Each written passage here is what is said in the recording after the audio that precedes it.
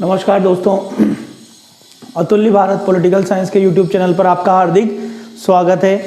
दोस्तों, हम संवैधानिक विकास का द्वितीय चरण पढ़ रहे थे और द्वितीय चरण के अंदर हमने जो है अभी तक 1858 का भारत परिषद अधिनियम, 1861 का भारत परिषद अधिनियम, 1892 का भारत परिषद अधिनियम और 1909 का भारत परिषद अधिनियम पढ़ लिया था। आज हमारा टॉपिक है दोस्तों 1919 का भारत परिषद अधिनियम। 1919 के भारत परिषद अधिनियम को मॉन्टेग्यू चेम्सफोर्ड सुधार भी कहा जाता है, शॉर्ट में इसे मॉन्टफोर्ड सुधार भी कहा जाता है। इस समय मॉन्टेग्यू की बात करें तो ये मॉन्टेग्यू भारत सचिव थे। मॉन्टेग्यू कौन थे? भारत सचिव। और जो चेम्सफोर्ड थे ये भारत के वायसराय थे। चेम्सफोर्ड भारत के क्या थे? वायसराय थे। इन दोनों के प्रयासों से अधिनियम बना था, इसलिए इसे मॉन्टेग्यू चेम्सफोर्ड सुधार अधिनियम के नाम से जाना गया था। ठीक है दोस्तों, अगर हम बात करते हैं 1919 के भारत परिषद अधिनियम की, तो इस अधिनियम में सबसे पहले काम किया गया और भारत परिषद में सदस्य संख्या 8 से 12 निर्धारित की गई। भारत परिषद में सदस्य संख्या कितनी निर्धारित कर दी गई? 8 से 12। हमने 1858 के अधिनियम में पढ़ा था कि भारत परिषद में सदस्य संख्या कितनी रखी गई थी, तो इसमें सदस्य संख्या 15 रखी गई थी, जिसे अब कम करके कितना कर दिया गया? 8 से 12 कर दिया गया। इसमें दूसरा काम हुआ और भारत परिषद के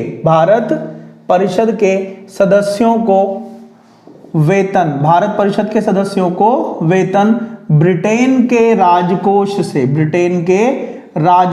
से दिए जाने की व्यवस्था की गई। 1858 में इनका वेतन भारत के राजकोष पर भारित किया गया था, जिसे अब भारत से हटाकर किसको दे दिया कि भाई अब इन भारत परिषद के सदस्यों को आप वेतन कहां से दोगे? ब्रिटेन के राजकोष से दोगे, भारत के राजकोष से नहीं दोगे। इसके बाद अगला काम होता है और भारत परिषद के सदस्यों का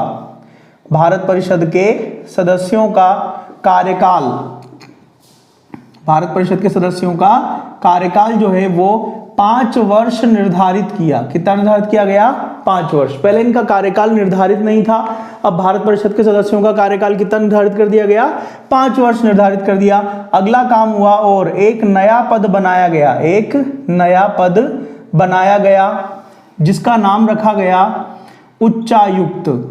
एक नया पद बनाया गया जिसका नाम रखा गया उच्चायुक्त। इंग्लिश में इसे हाई कमिश्नर कहा जाता है। ये उच्चायुक्त या हाई कमिश्नर राजदूत की भांति कार्य कर रहा था। किसकी भांति कार्य कर रहा था? ये राजदूत की भांति। तो हमने देखा सबसे पहले जो बदलाव, ये सारे बदलाव ब्रिटेन में हुए थे। भारत परिषद में सदस्य संख्या 8 से 12 कर दी गई, 15 से कम करके।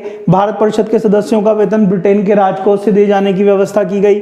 भारत परिषद के सदस्यों का कार्यकाल 5 वर्ष कर दिया और एक नया पद बनाया जिसका नाम उच्चायुक्त रखा। और ये उच्चायुक्त राजदूत की भांति क्या कर रहा था? कार्य कर रहा था। ठीक है दोस्तों, अगली बात हम करने जा रहे हैं। इस अधिनियम में वायसराय की जो 2 परिषदें थी, मुख्य परिषद और अतिरिक्त परिषद। एक तो कौन सी थी? मुख्य परिषद 1861 में बनाई गई थी ये, और दूसरी कौन सी बनाई गई थी? अतिरिक्त परिषद। तो वायसराय की 2 परिषदें थी, कौन कौन सी? मुख्य परिषद और अतिरिक्त परिषद। तो 1919 के अधिनियम में वायसराय की मुख्य परिषद को स्पष्ट रूप से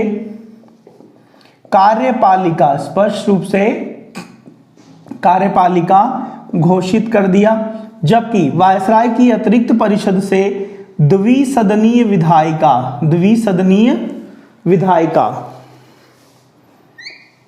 वायसराय की अतिरिक्त परिषद से द्विसदनीय विधायिका का निर्माण किया गया। द्विसदनीय विधायिका का मतलब ऐसी विधायिका जिसमें 2 सदन है। ठीक है दोस्तों, तो इसका प्रथम या निम्न सदन बनाया गया। कौन सा? केंद्रीय विधानसभा। प्रथम या निम्न सदन कौन सा बनाया गया? केंद्रीय विधानसभा।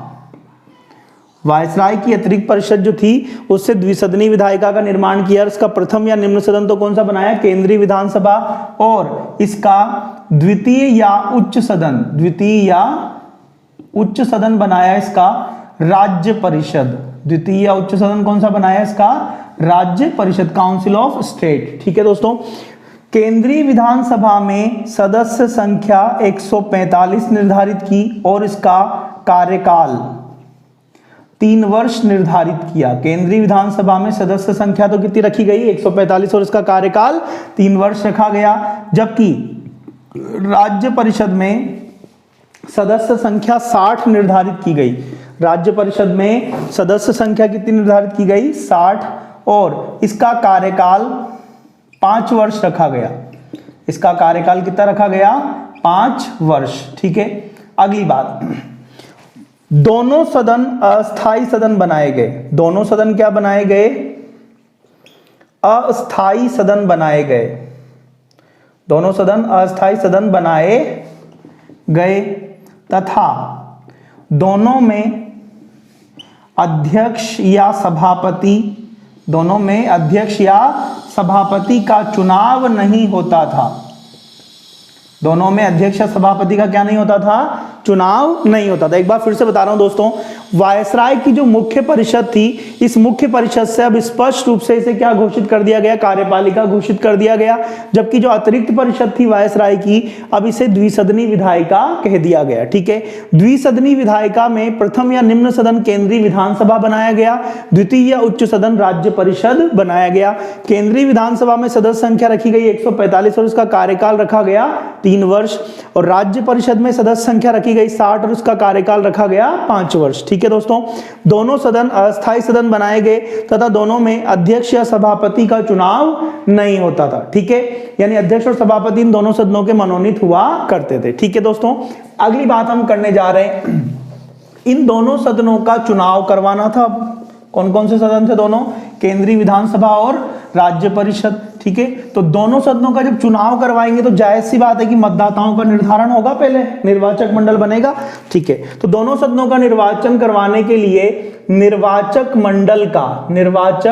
मंडल का विस्तार किया। निर्वाचक मंडल का क्या किया, विस्तार। हमने 1909 के अधिनियम में निर्वाचक मंडल पढ़ा था, उसी प्रकार का निर्वाचक मंडल रखा गया। जैसे पहला वहां था सांप्रदायिक निर्वाचक मंडल, तो यहाँ पे भी पहला कौन सा रखा गया, सांप्रदायिक निर्वाचक मंडल ही रखा गया। पर सांप्रदायिक निर्वाचक मंडल में 1909 में तो केवल कौन थे, मुस्लिम समुदाय को शामिल किया हुआ था। अब 1919 में सिख, ईसाई और यूरोपियन, सिख, ईसाई और यूरोपियन भी अब इसमें क्या कर लिए गए, शामिल कर लिए गए। ठीक है दोस्तों, ये सवाल बहुत बार पूछा गया कि सिख समुदाय को सांप्रदायिक निर्वाचक मंडल में किस अधिनियम से शामिल किया गया था, तो क्या बताएंगे आप, 1919 के भारत परिषद अधिनियम में। ठीक है, दूसरा निर्वाचक मंडल बनाया गया था दोस्तों वर्गीय निर्वाचक मंडल। इस वर्गीय निर्वाचक मंडल की अगर अपन बात करें तो वर्गीय निर्वाचक मंडल में 1909 में कौन कौन थे, तो इसमें भूस्वामी, जमींदार और चैम्बर ऑफ कॉमर्स के सदस्य थे। भूस्वामी, जमींदार और चैम्बर ऑफ कॉमर्स के सदस्य थे। अब 1919 में इसमें विश्वविद्यालय और नगर निकाय के सदस्यों को भी क्या कर लिया गया, शामिल कर लिया गया। जबकि 1909 में ये दोनों अलग थे वर्गीय निर्वाचक मंडल से, पर 1919 में विश्वविद्यालय और नगर निकाय के सदस्य भी वर्गीय निर्वाचक मंडल में शामिल कर लिए गए। और तीसरा बनाया गया जिसका नाम रखा गया सामान्य निर्वाचक मंडल। दोस्तों, सामान्य निर्वाचक मंडल की बात करें तो इस सामान्य निर्वाचक मंडल में न्यूनतम संपत्ति और करदाता, इन दो योग्यताओं के साथ आम जनता को शामिल किया गया। न्यूनतम संपत्ति होनी चाहिए और टैक्स पेयर होने चाहिए। एक संपत्ति निर्धारित कर दी, भाई फलानी इतनी संपत्ति हो, और टैक्स पेयर होना चाहिए, उस व्यक्ति को मतदाता बनाया गया। ठीक है, एक महत्वपूर्ण बात है दोस्तों, याद रखनी है आपको, भारत में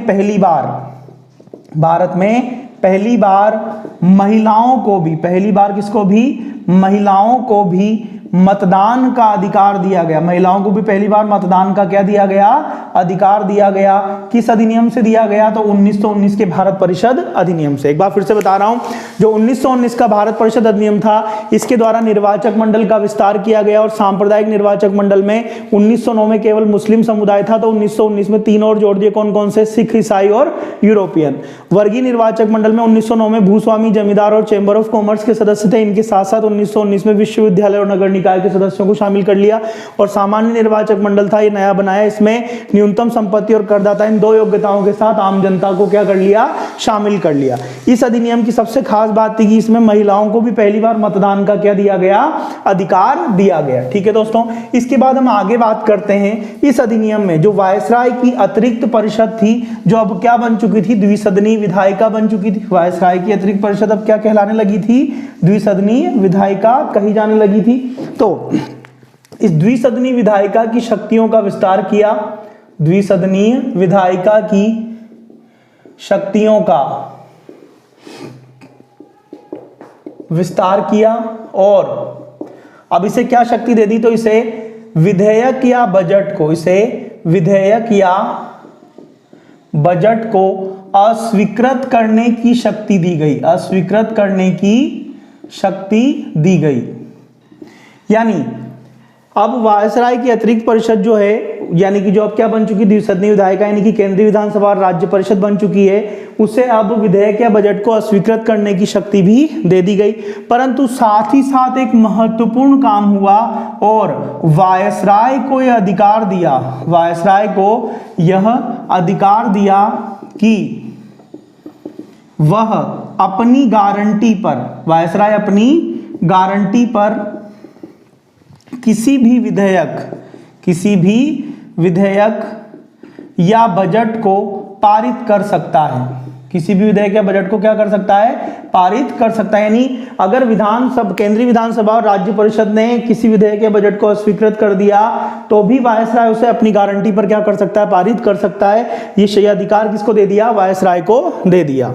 इस अधिनियम में अगला काम होता है और केंद्र और राज्य का बजट, केंद्र और राज्य का बजट अलग अलग कर दिया। केंद्र और राज्य का बजट क्या कर दिया? अलग अलग कर दिया। अगला काम होता है और केंद्र सूची और राज्य सूची का, केंद्र सूची और राज्य सूची का, केंद्र सूची और राज्य सूची का निर्माण किया गया। परंतु इनके विषयों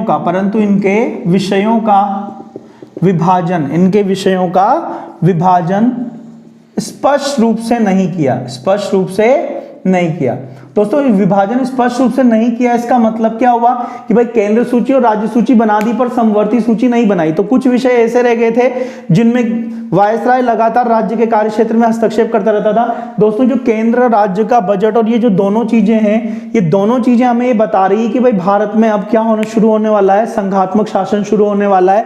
तो एक सवाल ऐसा बनता है कि भारत में संघात्मक शासन व्यवस्था के बीज किस अधिनियम में दिखाई देते? तो बीज दिखाई देते 1919 में। और अगर सवाल बनता है कि संघात्मक शासन व्यवस्था की शुरुआत किस अधिनियम से हुई, तो 1935 बताएंगे हम। ठीक है, भारत में संघात्मक शासन व्यवस्था की शुरुआत तो 1935 के अधिनियम में हुई, पर संघात्मक शासन व्यवस्था के बीज किस अधिनियम में दिखाई दिए? तो संघात्मक शासन व्यवस्था के बीज दिखाई देते हैं दोस्तों 1919 के भारत परिषद अधिनियम में। ठीक है, इस अधिनियम में एक काम और होता है और आईसीएस की परीक्षाएं भारत में आयोजित करने का प्रावधान किया गया। हमने देखा था कि आईसीएस के लिए पहली बार प्रतियोगिता परीक्षा की शुरुआत तो 1853 के चतुर्थ चार्टर एक्ट में की गई थी, परंतु उस समय परीक्षाएं लंदन में हो रही थी। तो अब आईसीएस की परीक्षाओं को भारत में आयोजित करने का क्या किया गया? प्रावधान किया। और आईसीएस की परीक्षाएं भारत में पहली बार 1922 में इलाहाबाद में आयोजित की गई। आईसीएस की परीक्षाएं भारत में पहली बार कब आयोजित की गई? तो 1922 में। और कहां पर आयोजित की गई? इलाहाबाद में इनका भारत में पहली बार आयोजन किया गया। एक बार फिर से बता रहा हूं, 1919 के भारत परिषद अधिनियम में द्विसदनी विधायिका की शक्तियों का विस्तार किया और इसे अब विधेयक या बजट को अस्वीकृत करने की शक्ति भी अब दे दी गई। तो अब इसके पास 5 शक्तियां हो गई है, चर्चा बहस की, प्रश्न पूछने की, पूरक या अनुपूरक प्रश्न पूछने की, विधेयक या बजट पर मतदान की और विधेयक या बजट को अस्वीकृत करने की शक्ति। वायसराय को अधिकार दिया कि वो अपनी गारंटी पर किसी भी विधेयक को या बजट को क्या कर सकता है, पारित कर सकता है। केंद्र और राज्य का बजट क्या कर दिया गया, अलग अलग कर दिया गया।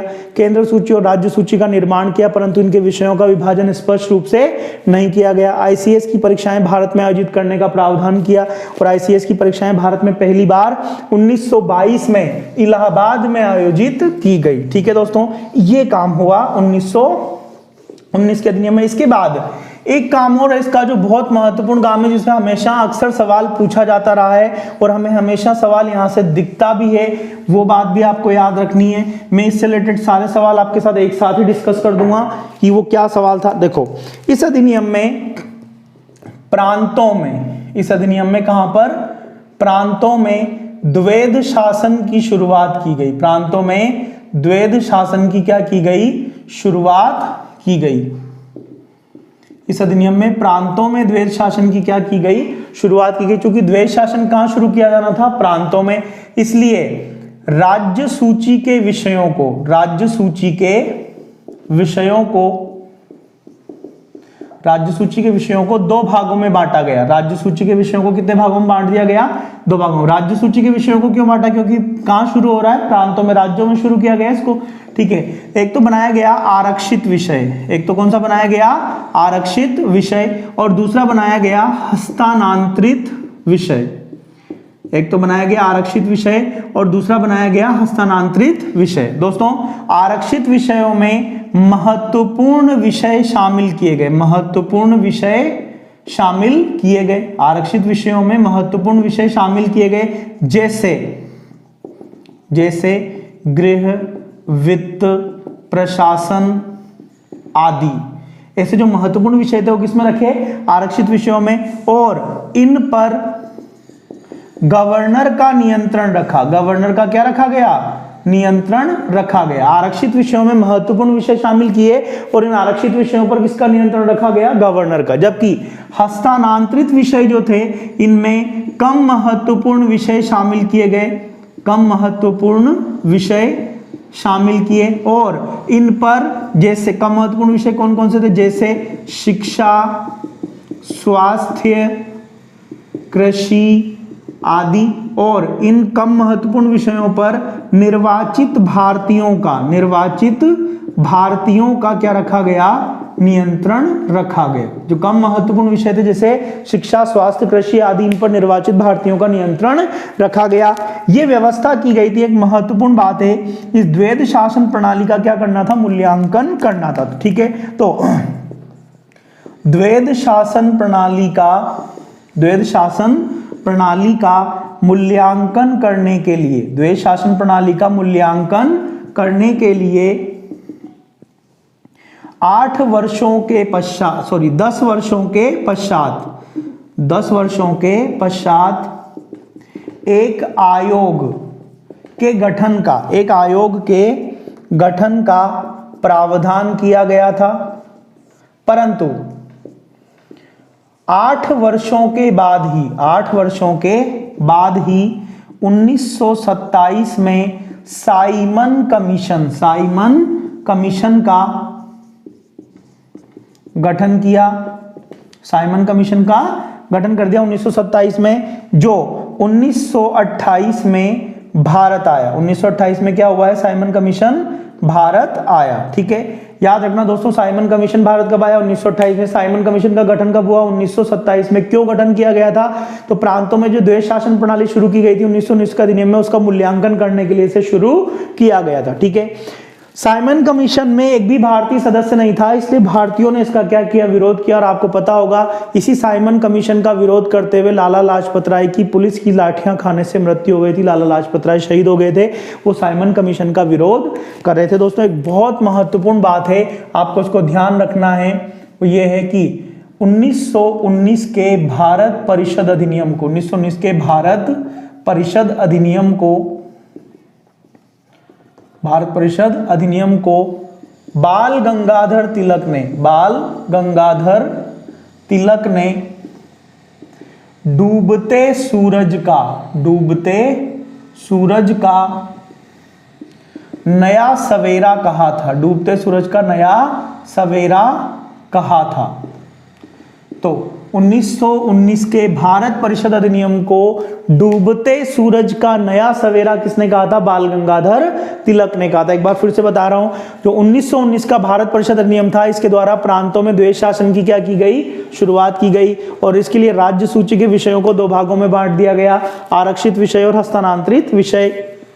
आरक्षित विषयों में महत्वपूर्ण विषय शामिल किए गए, जैसे गृह, वित्त, प्रशासन आदि, और इन पर जो है गवर्नर का नियंत्रण रखा गया। जबकि हस्तांतरित विषयों में कम महत्वपूर्ण विषय शामिल किए, जैसे शिक्षा, स्वास्थ्य, कृषि आदि, और इन पर निर्वाचित भारतीयों का नियंत्रण रखा गया।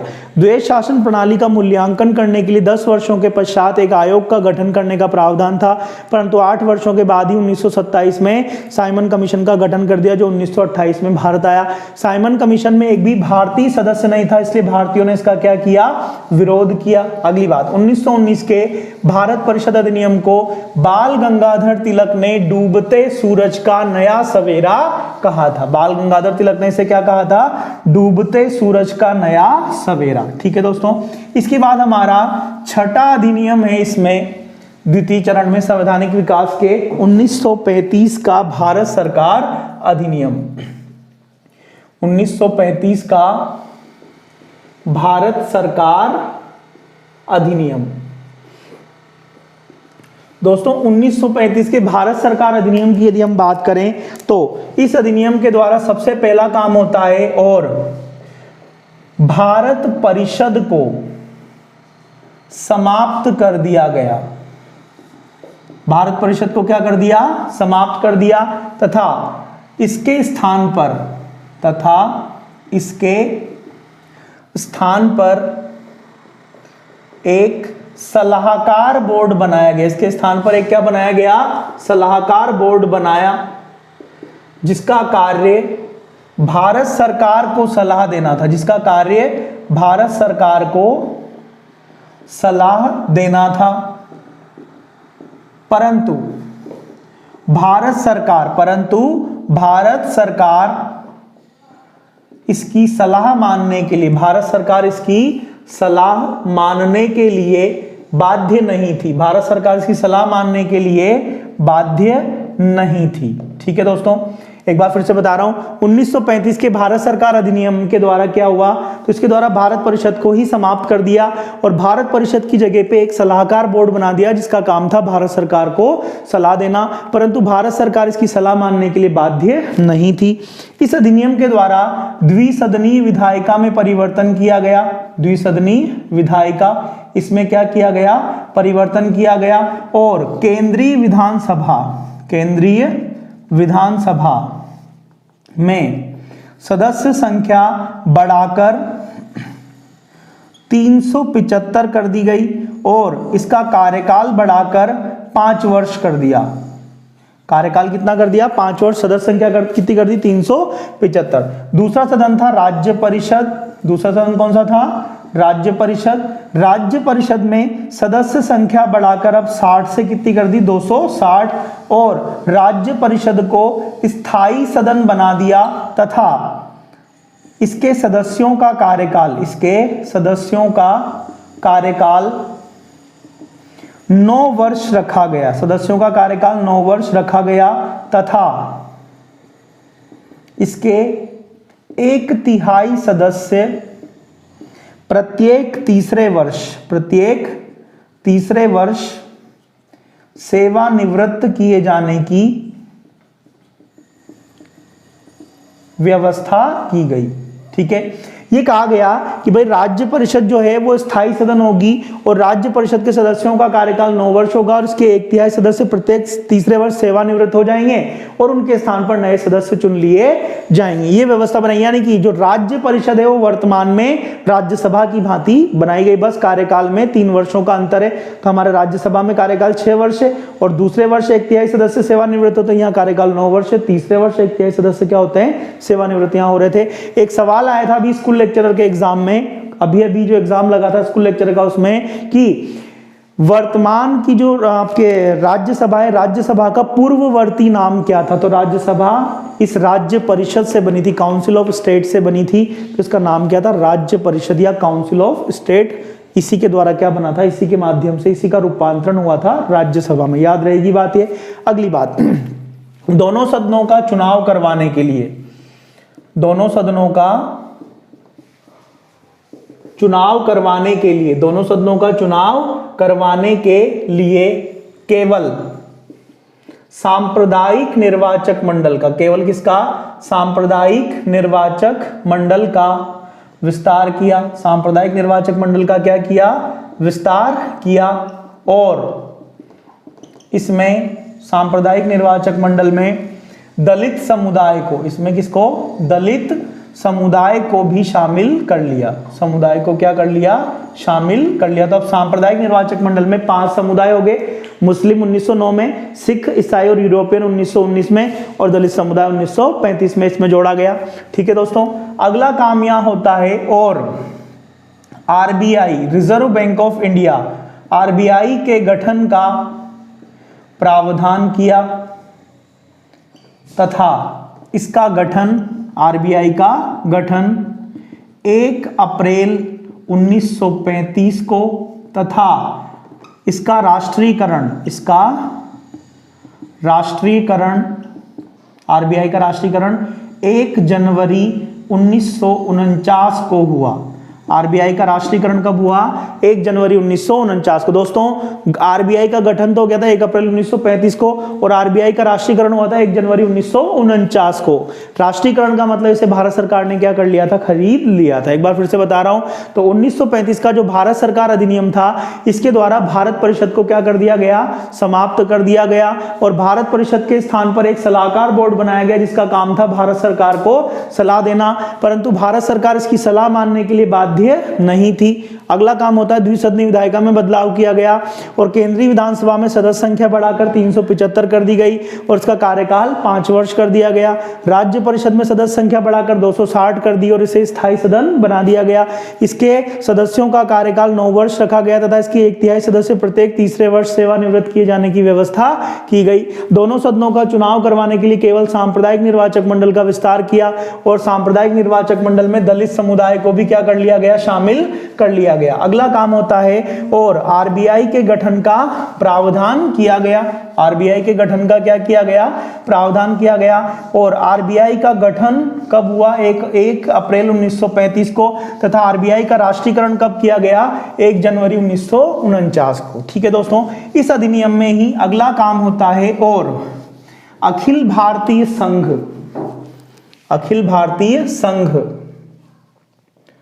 अखिल भारतीय संघ, या हम इसको ऐसे भी कह सकते हैं संघात्मक शासन, संघात्मक शासन के निर्माण का प्रावधान किया। तो भारत में संघात्मक शासन की शुरुआत किस अधिनियम से हुई? 1935 के। या हम ये कह सकते हैं कि भारत में अखिल भारतीय संघ कब बनाया गया? भारत को 1935 में। ठीक है, अगला काम होता है और अखिल भारतीय संघीय न्यायालय, अखिल भारतीय संघीय न्यायालय, संघीय न्यायालय के गठन का प्रावधान किया, जिसका गठन 1937 में हुआ। अखिल भारतीय संघीय न्यायालय के गठन का प्रावधान किया, और इस अखिल भारतीय संघीय न्यायालय का गठन कब हुआ? 1937 में। किससे हुआ?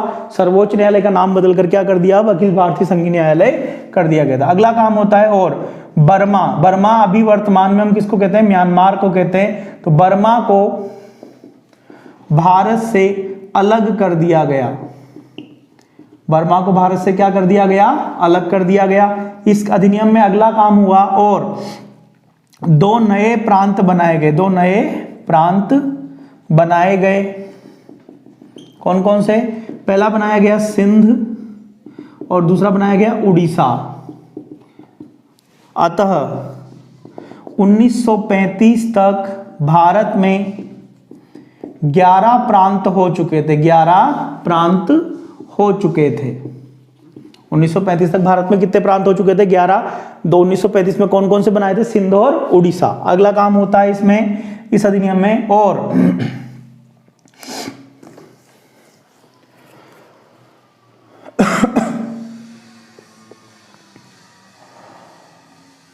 केंद्र सूची और राज्य सूची के विषयों का स्पष्ट रूप से विभाजन करते हुए समवर्ती सूची का निर्माण किया। समवर्ती सूची का निर्माण किया।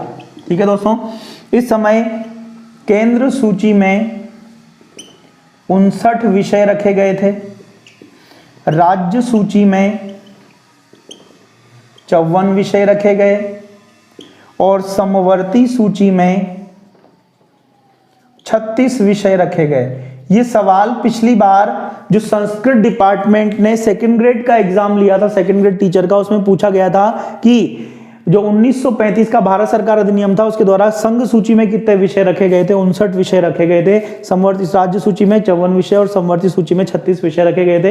ये डाटा आपको याद रखना है। ठीक है, बहुत महत्वपूर्ण है, पूछा जा सकता है। ठीक है दोस्तों, अगली बात, इस अधिनियम के द्वारा प्रांतों में, इस अधिनियम के द्वारा केंद्र में द्वैध शासन की शुरुआत की गई। केंद्र में किसकी शुरुआत की गई? द्वैध शासन की। और प्रांतों में द्वैध शासन समाप्त करके प्रांतों में उत्तरदायी शासन की शुरुआत हुई। उत्तरदायी शासन की क्या हुई? शुरुआत की गई। प्रांतों में द्वैध शासन समाप्त कर दिया और उत्तरदायी शासन की क्या की गई? शुरुआत की गई। उत्तरदायी, ये सवाल बहुत बार पूछा जा चुका है कि प्रांतों में उत्तरदायी शासन की शुरुआत किस अधिनियम से हुई, तो हम क्या बताएंगे? 1935 के भारत सरकार अधिनियम से। अगली बात है दोस्तों, बहुत महत्वपूर्ण बात है, ये कहा गया वायसराय युद्ध या अशांति की स्थिति में भारत का पूरा शासन अपने नियंत्रण में ले सकता है। ऐसा अधिकार किसको दिया? वायसराय को दिया कि भाई अगर युद्ध या अशांति की स्थिति आए तो ये प्रांतों का शासन और केंद्र का शासन जो अलग अलग किया था, सारा शासन एक हो जाएगा। पूरा का पूरा शासन वायसराय के सेंटर में, वायसराय के नियंत्रण में चला जाएगा। ठीक है दोस्तों, अगली बहुत महत्वपूर्ण बात है, आपको याद रखनी है। भारत के संविधान का सबसे बड़ा स्रोत 1935 का भारत सरकार अधिनियम है। 1935 का भारत सरकार अधिनियम है। क्यों है दोस्तों? क्योंकि इस अधिनियम में, इसमें कुल 451 अनुच्छेद थे। इसमें कुल 451 अनुच्छेद थे, जिसमें से लगभग 250 अनुच्छेद भारत के संविधान में शामिल किए। लगभग 250 अनुच्छेद किसमें शामिल किए? भारत के संविधान में शामिल किए थे। ठीक है दोस्तों, एक और महत्वपूर्ण बात है, 1935 के भारत सरकार अधिनियम को पंडित जवाहरलाल नेहरू ने एक ऐसी मोटर कार बताया था जिसमें ब्रेक तो अनेक है परंतु इंजन नहीं। एक बार फिर से बता रहा हूं, यहाँ क्या हुआ? इस अधिनियम के द्वारा अखिल भारतीय संघ या संघात्मक शासन के निर्माण का प्रावधान किया। अखिल भारतीय संघीय न्यायालय के गठन का प्रावधान किया। इसका गठन 1937 में किया। बर्मा को भारत से अलग कर दिया। 2 नए प्रांत बनाए गए, सिंध और उड़ीसा था। 1935 तक भारत में 11 प्रांत हो चुके थे। केंद्र सूची और राज्य सूची के विषयों को स्पष्ट रूप से विभाजित करते हुए समवर्ती सूची का निर्माण किया। केंद्र सूची में इस समय 59 विषय थे, राज्य सूची में 54 विषय थे और समवर्ती सूची में 36 विषय रखे गए। केंद्र में द्वैध शासन की शुरुआत की गई और प्रांतों में द्वैध शासन को क्या कर दिया, समाप्त कर दिया और प्रांतों में उत्तरदायी शासन की शुरुआत हुई। वायसराय को यह अधिकार दिया गया कि वह युद्ध या अशांति की स्थिति में भारत का पूरा शासन अपने नियंत्रण में ले सकता है।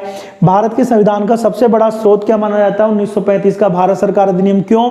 क्योंकि इस अधिनियम में कुल 451 अनुच्छेद थे, जिसमें से लगभग 250 अनुच्छेद भारत के संविधान में शामिल किए गए। ठीक है, पंडित जवाहरलाल नेहरू ने 1935 के भारत सरकार अधिनियम को क्या कहा था, एक ऐसी मोटर कार बताया था जिसमें ब्रेक तो अनेक है परंतु इंजन नहीं है। ठीक है दोस्तों, यहां हमारा 1935 का भारत सरकार अधिनियम कंप्लीट हो जाता है। इसके बाद हमारा संवैधानिक विकास का आखिरी जो अधिनियम बचा हुआ है उसको भी हम देख लेते हैं अभी। वो है हमारा 1947 का भारतीय स्वतंत्रता अधिनियम। बहुत महत्वपूर्ण अधिनियम है ये भी।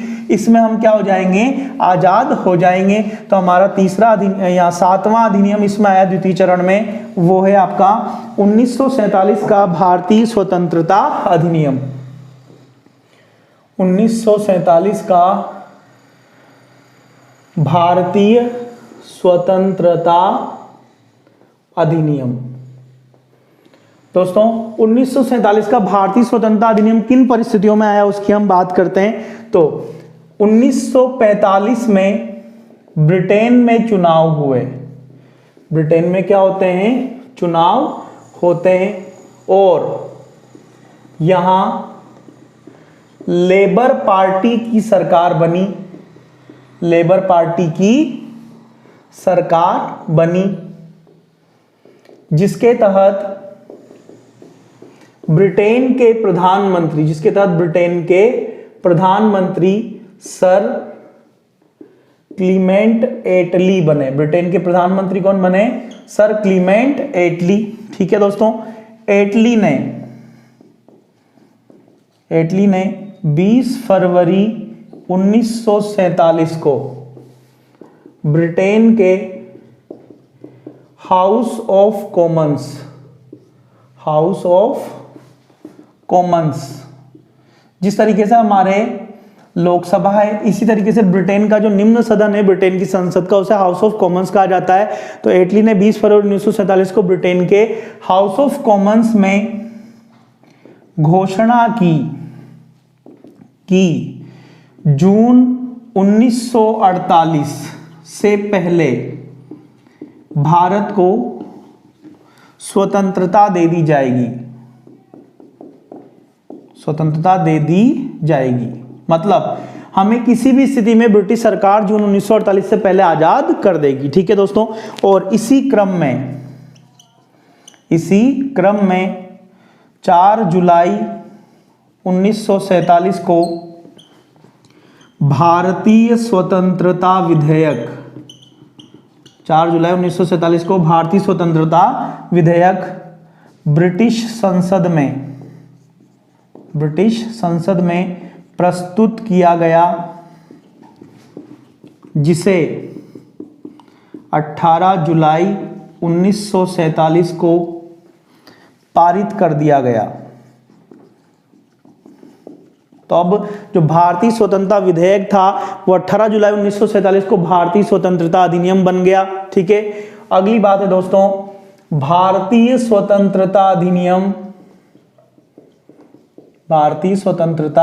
अधिनियम 15 अगस्त 1947 को लागू हो गया। इसके प्रमुख प्रावधान थे। पहली बात, भारत मामले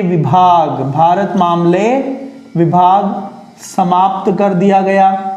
दूसरा प्रावधान था भारत मंत्री या भारत सचिव का पद समाप्त कर दिया। तीसरा काम हुआ इसमें, और भारत तथा पाकिस्तान 2 स्वतंत्र ब्रिटिश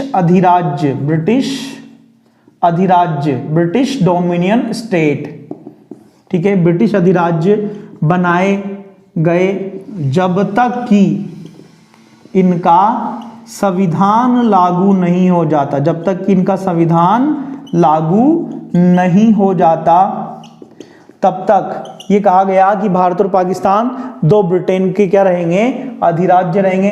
जैसे ही इनका संविधान लागू होगा ये अधिराज्य से गणराज्य बन जाएंगे। ठीक है दोस्तों, ये हमारा 1947 का भारतीय स्वतंत्रता अधिनियम है। एक बार फिर से बता रहा हूं, 1947 का जो भारतीय स्वतंत्रता अधिनियम था, इसमें क्या हुआ, तो इसमें 1945 में ब्रिटेन में चुनाव हुआ और यहाँ लेबर पार्टी की सरकार बन गई, जिसके तहत ब्रिटेन के प्रधानमंत्री बन गए सर क्लीमेंट एटली।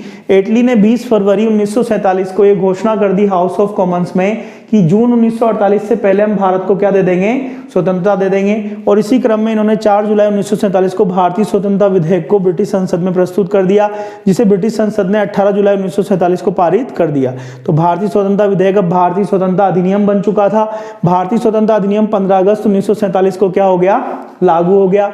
इसके प्रमुख प्रावधान थे, पहला, भारत मामले विभाग को क्या कर दिया, समाप्त कर दिया, जो 1858 में हमने पढ़ा था। भारत मंत्री या भारत सचिव का पद भी अब क्या कर दिया, समाप्त कर दिया। भारत तथा पाकिस्तान दो स्वतंत्र ब्रिटिश अधिराज्य बनाए गए जब तक कि इनका संविधान लागू नहीं हो जाता। ठीक दोस्तों, यहां हमारे संवैधानिक विकास का जो काम था ये तो कंप्लीट हो गया। अब संविधान निर्माण के क्रम में हमें संविधान सभा देखनी है, इसके बारे में हम आगे बात करेंगे। धन्यवाद।